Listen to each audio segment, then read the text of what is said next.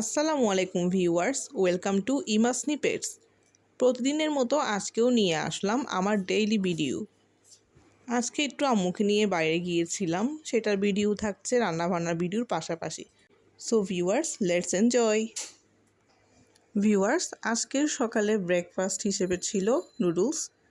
আমাদের বাসায় আমরা বেশিরভাগ আমি সিয়াম শিহাব নুডলস খুবই পছন্দ করি, তাই কিছুদিন পরপরই সকালের নাস্তায় নুডলসটা রাখি। আমার মনে হয় আমাদের মতো অনেকেই নুডলস পাগলা আছেন, যাদের বাসায় 2-3 দিন পর পরই নুডলস রান্না করতে হয়। আজকে খেলাম, কালকে মনে হলো যেন নুডলস খাচ্ছি না, অনেক দিন হয়ে গেল। ও হ্যাঁ, একটা গুড নিউজ আছে যেটা আপনাদের সাথে শেয়ার করা হয়নি। গতকালকে আম্মুকে নিয়ে গিয়েছিলাম পাহাড়তলী চক্ষু হাসপাতালে, আবার চেক আপের জন্য ডেট ছিল আর কি। তো গিয়ে চোখের চেক আপ করানো হলো। তো সব কিছু দেখে বলা হয়েছে আমার আম্মুর চোখ আবার আগের মতো ভালো হয়ে গেছে।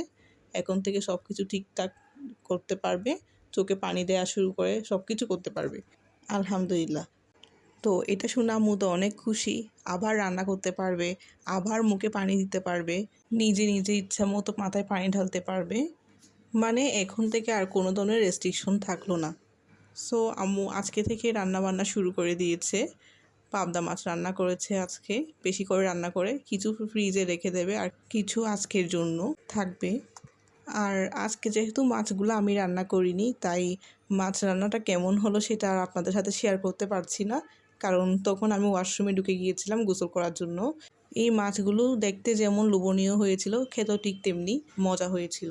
আর আজকে বিকেলে আম্মুকে নিয়ে গিয়েছিলাম বাদামতলিতে, আগ্রাবাদ বাদামতল যেটা বলে, ওখানে অনেক চশমার দোকান আছে। এত চশমার দোকান ঘুরেছি, কিন্তু এই আগে চশমাটার মতো চশমা কিছুতেই মিলাতে পারছি না।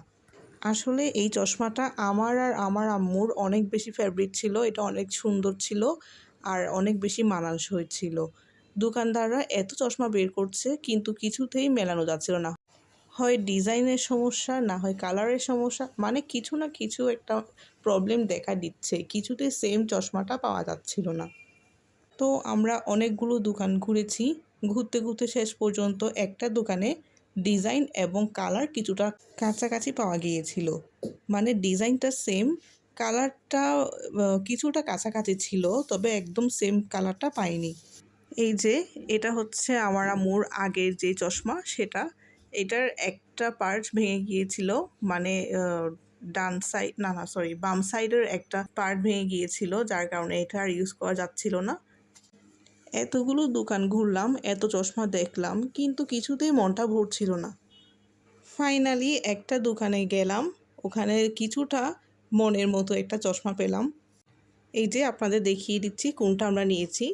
এখানে যেটা ডান সাইডে আমি ধরে আছি সেটা আমরা নিয়েছি, আর বাম সাইডেরটা হচ্ছে আমার আম্মুর আগের চশমাটা। এই দুইটা চশমা ডিজাইন একদম সেম, জাস্ট কালারটা এবার একটু লাইট পড়েছে। এই যে এই চশমাটাই আমরা নিয়েছি। ফাইনালি মনে একটু শান্তি আসলো। এবার তো গেল চশমার পার্ট, এখন চশমার জন্য বক্স চয়েস করার পালা। এখানে জিডি লিখা যে বক্সটা, ওটা আম্মু পছন্দ করেছিল, কিন্তু ওটা অন্যজনের জন্য রাখা হয়েছিল। তো এদিকে ফাঁকে আমি একটু ছবি তুলে নিলাম আমার আম্মুর আর আমার এভাবে পিক তুলতে অনেক বেশি ভালো লাগে। তো চশমার বক্সের কথা বলছিলাম, চশমার বক্সেরটা কালকে দেখা যাবে যখন চশমা আনতে যাব। এদিকে চশমার প্রাইস মেমু সব ঠিক করা হচ্ছিল, অনেক বার্গেনিং করে শেষ পর্যন্ত 1100 টাকা প্রাইসে আসলাম। এখানে আমরা ব্লু কার্ড যেটা, ওটাতেই নিয়েছি, ওটা আসলে চোখের জন্য ভালো। ব্লু কার্ড ইউজ করার কারণে টিভি মোবাইল আমরা যাই দেখি না কেন, চশমা পরে দেখলে চোখের কোনো সমস্যা হয় না, এটা আমাদের চোখে ক্ষতিকর রে থেকে নিরাপদে রাখে। এরপর আমরা চলে এলাম একটা বেকারি শপে, এসে দেখছিলাম কি কি কেনা যায়। এখান থেকে একটা পাউরুটি সিলেক্ট করলাম, আর এইখানে যে কেক পেস্ট্রি দেখছিলাম, পেস্ট্রিগুলো 50 টাকা করে। আর হচ্ছে এছাড়াও আছে চকলেট, একটা বেকারি শপে যা যা থাকে আর কি। শেষ পর্যন্ত আমরা এই পাউরুটির প্যাকেটটা নিলাম। এরপর ভাবলাম পেস্ট্রি নিব, কিন্তু পেস্ট্রি খুব একটা ভালো লাগলো না।